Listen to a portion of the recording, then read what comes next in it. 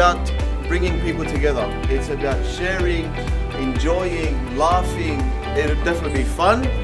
And the whole purpose of today is to bring everyone together, hopefully learn a few little skills. We're going to be putting you into little groups and we're going to do a few different things. One of them is going to be some charcoal chicken.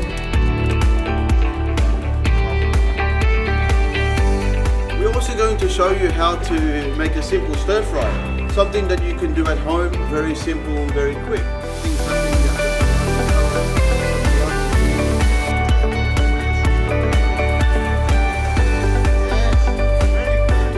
As you can see, guys, everyone's having a fantastic time. They're enjoying the food, they're engaging, they're eating together, and this is what food's about. It's about bringing people together. It's about being creative. It's about having fun. Make sure you guys attend the next one. We'll just keep it going, keep them fun.